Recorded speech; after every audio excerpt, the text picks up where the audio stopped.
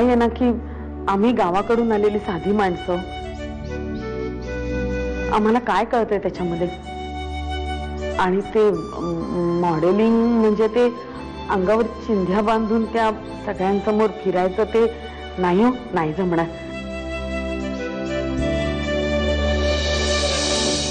तुम्ही आपली साधीशी नोकरीच बघा. तुम्ही बोलत बसा, मी चहा सांगते.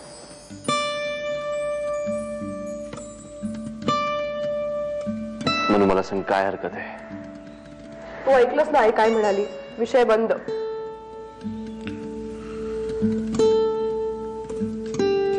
मी सकाळी तुझे काढलेले फोटो तू बघितलेस ना? तू म्हणाली होतीस ना मला आवडलेत. पण हे मॉडेलिंग वगैरे मला नाही जमणार. तू गेला फसलास तू पूर्णपणे. गेलास का कामातून गेलास तू? शेण खायला गेली होती तुझ्या, शेण खायला गेली होती.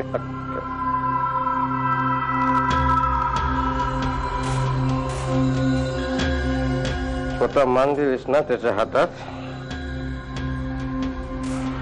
आता मग काय,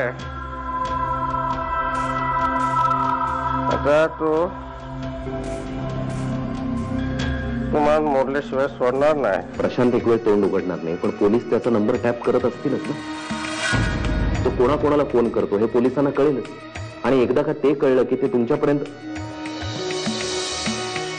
वकील साहेब, ज्याचा विचार तुम्ही आज करता ना त्याचा विचार मी आधीच करून ठेवलाय. मी ज्या वातावरणातून आले, ज्या घरातून आले, अशा मुलीने मॉडेलिंग करणं म्हणजे आईची भीती सुद्धा बरोबरच आहे. मनुष्य बोलण्याची संधी मी घालवली आहे, पण काहीही करून मला तिच्यापर्यंत पोचायला हवं, तिच्याशी बोलायला हवं. काय करू? फोन.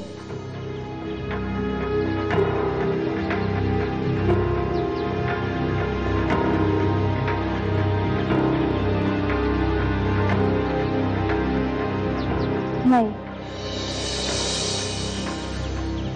मी हे सगळं फोनवर कसं काय बोलणार आहे? तिला मी हे सगळं भेटूनच सांगते. आणि तसंही आता काय वाईट व्हायचं राहिलंय. प्रशांतला सांग लवकरात लवकर कादंबरीला गाठ. ओके, सांगतो लगेच. आणि त्याआधी मला घरी येऊन भेट म्हणाव. आणि हा, त्याला सांगा फोन करू नकोस, आणि केलास तरी PC वरून करायला सांगा. हा, पण त्याच्याकडे तुमचा नवीन नंबर नसेल ना? मी देऊ का? नाही, गरज नाही. त्याला उद्या घरी मी स्वतः देईन. ओके, ठेवतो.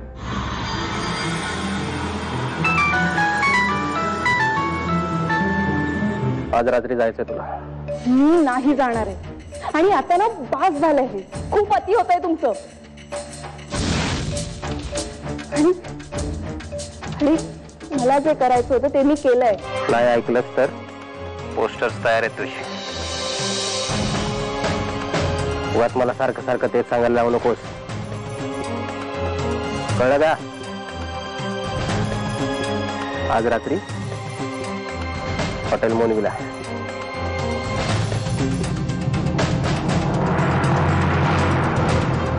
आपण पोलीस स्टेशनला जाऊया आणि पोलिसांसमोर तू हे सगळं सांगून टाक.